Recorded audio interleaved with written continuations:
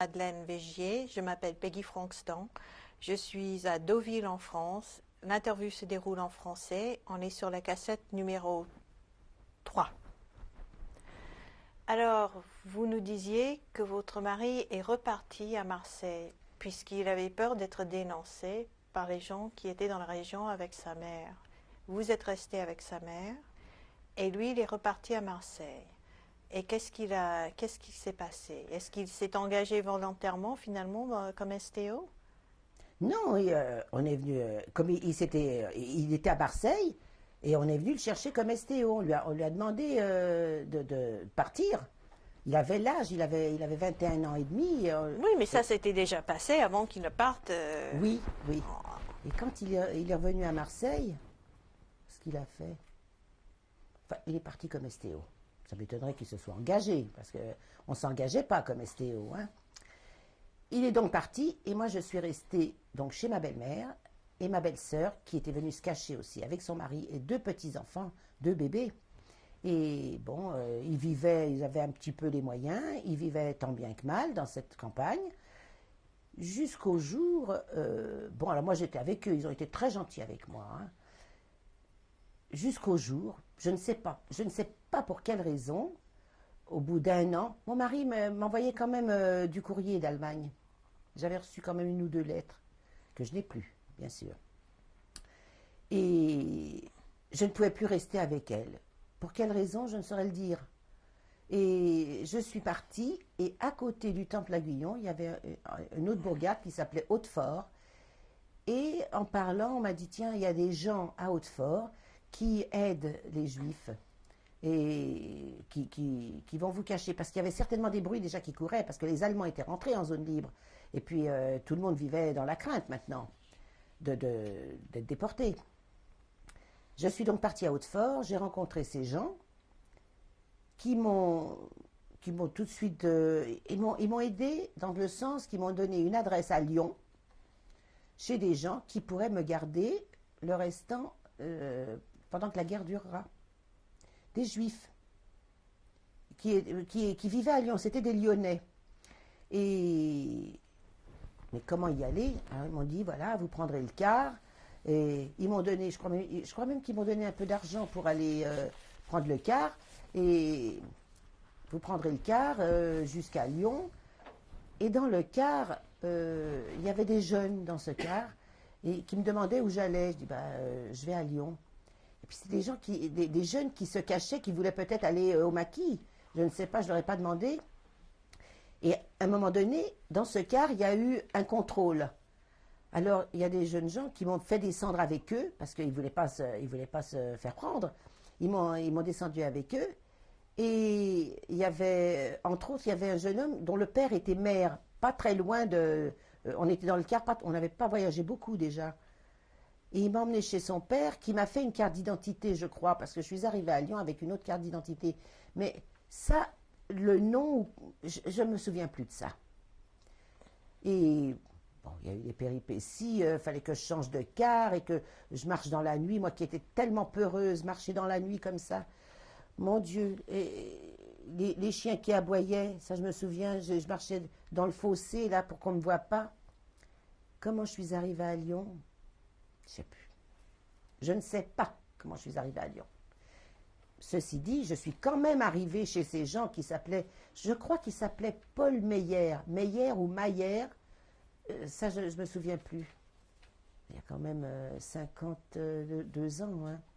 Mais je sais que c'était Meyer ou Mayer. Bon. Des gens charmants, des gens pas âgés, hein. Et ils avaient un bébé. Ils disent, bon, écoutez, on va vous garder avec nous et vous serez la nurse. Comme ça, vous êtes planqués. Moi, j'étais un voile, j'allais me promener avec le landau, avec le bébé. Et je suis restée chez eux. Et un beau jour, il y avait des rafles à Lyon. Il y en avait pas mal de rafles à Lyon. Bon, comme ils étaient connus à Lyon, ils avaient des échos tout de suite. Ils sont partis à Ars. C'est en haut de Lyon, un petit village où il y a une église là-bas. On m'a dit, oh là, là vous serez bien. Il y avait le Saint-Curé d'Ars. Alors, on va aller à Lyon. Moi, je pars avec les gens, toujours, bon. Et vous savez, à l'époque, 18 ans, 19 ans, on était des gamines. J'avais beau être mariée, mais je connaissais rien de la vie. Moi, je vivais dans une vie insouciante. Je connaissais rien. Bon, je suis allée à Ars avec eux tous les matins pour montrer que j'étais catholique, que je n'étais pas juive. J'ai d'abord acheté une petite croix, déjà.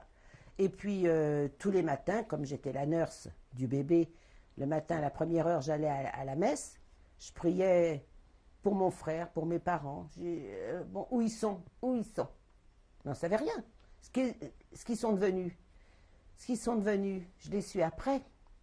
Quand mon frère a commencé à parler et qui m'a dit la vie qu'ils ont eue dans ce wagon à bestiaux, dans ce train, où ça a été l'horreur.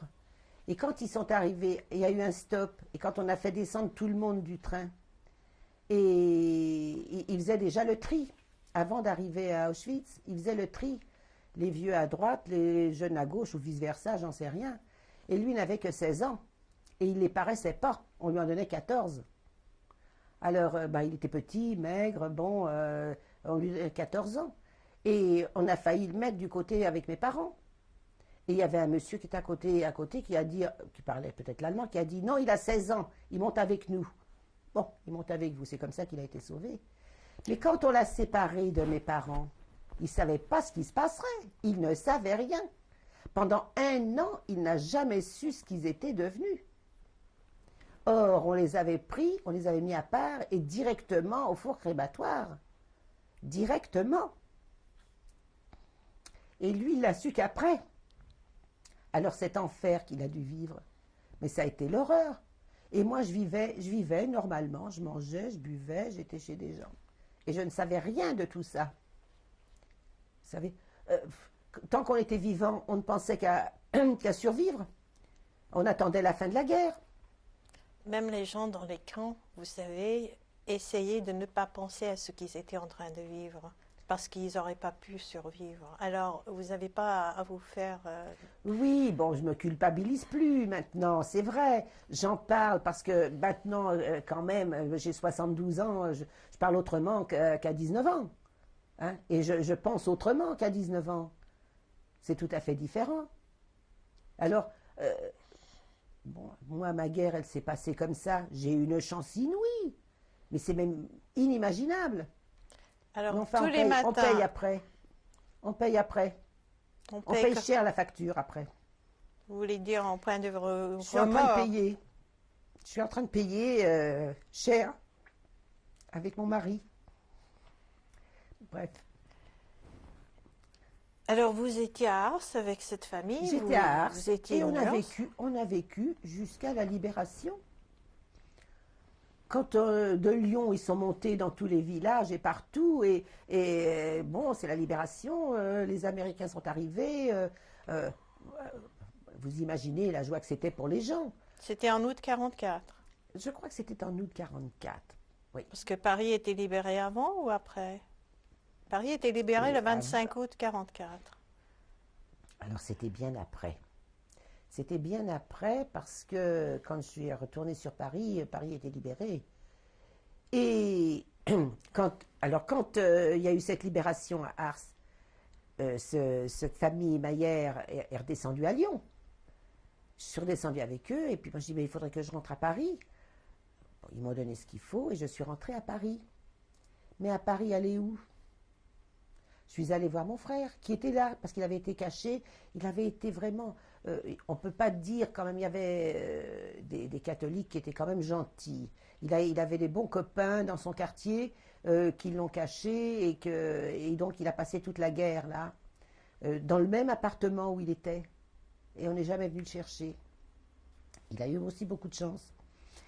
Alors, bon, septembre, à peu près septembre 44, vous êtes rentré à Paris, vous êtes allé chez votre frère Jacques, Oui, oui. Rue des Pyrénées, c'est ça? Oui, rue Orfila. Orfila. Rue Orfila. Et alors, attendez voir que je récapitule bien. C'était en 44, oui, parce que je me suis mariée en 45. Oui, c'était en 44 ou dans le courant en 44. Hein. Et je suis allée chez mon frère et... Est-ce que vous avez essayé d'avoir des nouvelles de votre mari par Marseille, par Henri, par sa mère qui était Sa, sa mère, c'était toute une histoire aussi, parce que quand ils sont restés, quand moi je suis partie, pour quelle raison je suis partie de chez eux, je ne me souviens pas. Ça, je ne sais pas, je ne pourrais pas vous dire. Mais quand je suis partie, c'est qu'ils ont eu des gros problèmes. C'est qu'on est venu les chercher. On est venu les chercher et quand il y avait quand même le maire de ce petit village qui était très gentil, était venu les prévenir, ils ont pris quelques affaires et ils sont partis se cacher dans les bois avec les deux enfants, avec la fille, le gendre et ma belle-mère et les deux petites. Ils sont partis se cacher dans les bois et de là, après, mon beau-frère est rentré, il a trouvé quelqu'un qui l'a mis dans le maquis. Ma belle-sœur a travaillé comme infirmière, elle avait placé ses enfants et c'est comme ça qu'ils sont arrivés à s'en sortir. Et, et ça, je ne le savais pas. Mais quand je suis rentrée à Paris, alors j'ai quand même su que ma belle-mère était rentrée et sa sœur. Et moi, j'étais chez mon frère, Jacques. Je suis restée quelques jours chez lui. Et ma sœur, Cécile, qui était dans la Résistance, est rentrée à Paris aussi. À la fin de la guerre, elle s'en est sortie et elle est rentrée à Paris. Et quand elle est rentrée à Paris, elle était dans l'armée... dans quelle armée elle était-elle? Comme ancienne résistante, enfin, elle était rentrée dans l'armée, mais je ne sais plus dans quelle armée elle était. Je l'ai donc vue. Alors j'ai dit, bah, comme tu es dans l'armée, peut-être qu'en attendant Jean, comme on n'avait pas de nouvelles, je ne savais pas s'il était mort ou vivant, j'ai dit, je vais aller dans l'armée aussi. Et comment? Vous savez... Les détails, je ne m'en souviens pas. Comment je suis rentrée dans cette armée de l'air? Je me souviens que c'était boulevard Victor, j'étais dans les bureaux. Je suis restée quelques mois là-bas. Et j'étais logée, nourrie, habillée, dans l'armée. Hein? Vous faisiez un travail de secrétariat? Voilà, oui, oui. Un travail de secrétariat dans un bureau. Et ma sœur Cécile, comme donc après la libération, est rentrée sur Paris, était dans l'armée. Et elle était à l'hôtel Lutetia et elle réceptionnait les déportés qui revenaient. Et c'est de là qu'elle a vu arriver mon frère. Le seul. Vous vous souvenez de quand il est arrivé? C'était après mai non, 45? non, moi j'étais pas là. J'étais pas... non, je ne l'ai pas vu, moi, quand il est arrivé. Moi, je ne l'ai pas vu quand il est arrivé. C'est ma sœur Cécile qui travaillait justement comme ça, et c'est elle qui l'a vu la première. Et bon, ben, je suis rentrée à Paris. Alors voilà. Alors vous travaillez, et puis vous vous souvenez de la fin de la guerre, vous continuez à travailler dans l'armée de l'air après le 5 mai 45? Le 5 mai 45. Oui, je suis rentrée avant le 5 mai 45. Oui, vous m'avez dit que vous êtes rentrée en automne 44 et que vous vous êtes engagée dans l'armée de l'air. Voilà. Mais la guerre en Europe finissait officiellement le 8 mai 45. Oui. Et mon mari est rentré d'Allemagne. Il a été libéré par les Russes, envoyé à Mourmansk et il ne savait même pas quand il rentrerait. Et il ne donnait pas de nouvelles. Et il est rentré, lui, je crois que c'était en septembre 45. Il est rentré dans les derniers. En septembre 45, il est rentré, je crois. Et il vous a cherché d'abord chez votre frère? Il a rencontré des gens du quartier d'avant, enfin où on habitait, et qui lui ont dit que sa mère était là et tout. Puis moi, j'ai eu des contacts, et puis voilà. Et on s'est retrouvés comme ça. Alors, ça, c'était peut-être fin août ou septembre 45. Quand il est rentré, bon, il est rentré dans des... Comment on peut rentrer? Il m'a raconté ses histoires d'Allemagne. Il n'a pas été déporté comme juif, mais il n'a pas souffert comme les juifs, c'est vrai. Mais il était, comme STO en tant que catholique, mais il était quand même juif. Et puis quand il dit, quand j'allais prendre une douche et devant les copains, ben, j'étais pas fière, hein, parce qu'il disait, oh mais dis donc, hein, quand il le regardait, il était quand même nu, il savait bien qu'il était juif. Il avait peur d'être dénoncé. Il a vécu pendant 2 ans et demi quand même comme STO. Alors il a tremblé plus d'une fois. Il n'a pas souffert, loin de là, comme les déportés. il travaillait comme tout le monde. Bon, il a travaillé dur, mais il en a bavé quand même. Il en a bavé quand même. À tel point que quand il est revenu, bon, ça je le raconterai peut-être après, quand il est revenu. Et donc, il est revenu. Ben, racontez maintenant, Et puisqu'il oui, est revenu. oui, il est revenu. Et alors, bon, on a vécu. J'ai essayé de récupérer l'appartement de mes parents quand on habitait rue des Deux Ponts, là où, puisque cet appartement a été réquisitionné pour des Français. Enfin, avec bien du mal, on est arrivé à récupérer l'appartement. Et mon frère Robert est venu habiter avec nous.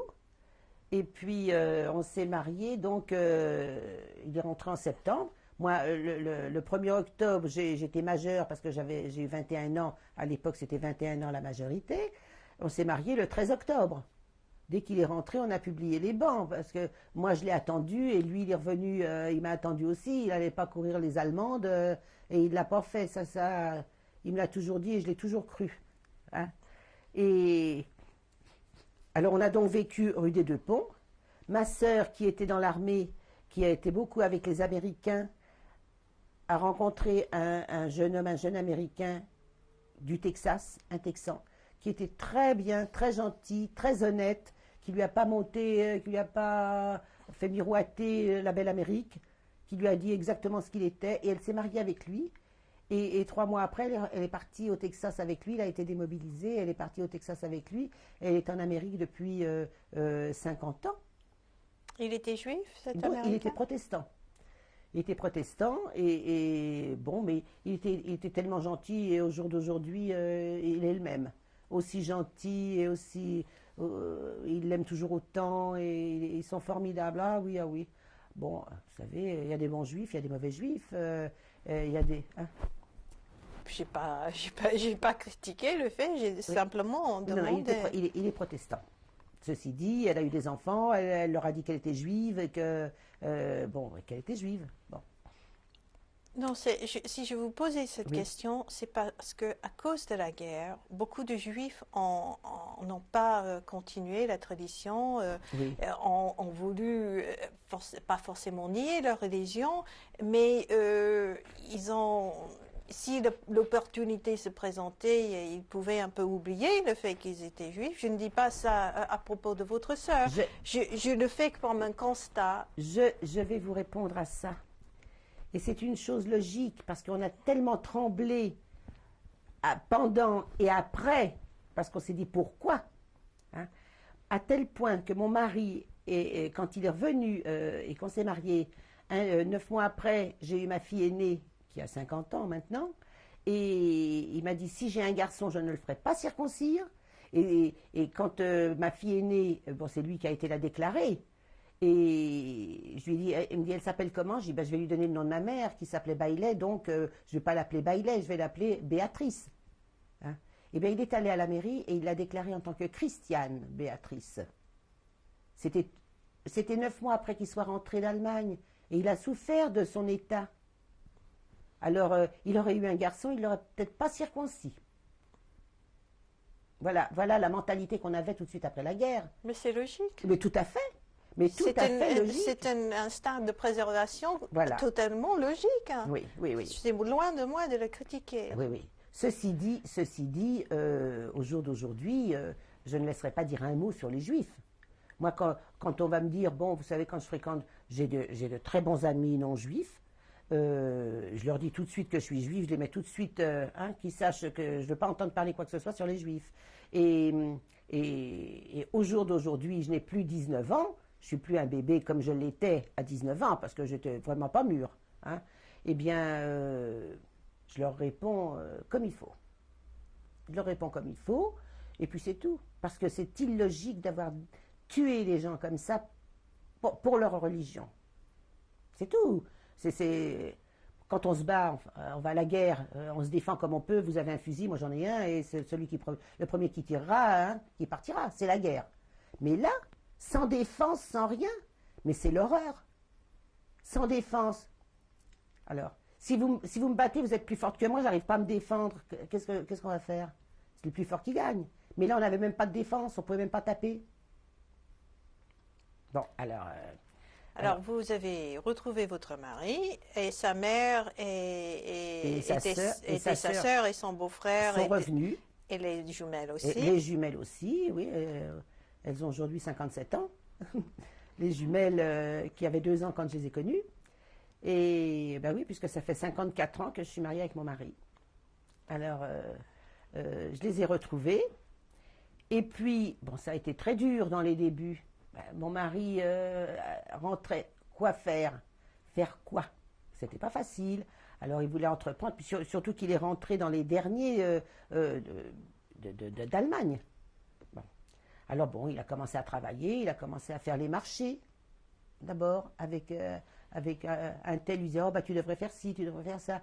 Alors, comme c'était un garçon très courageux, puis, bon, il n'avait que 24 ans, hein.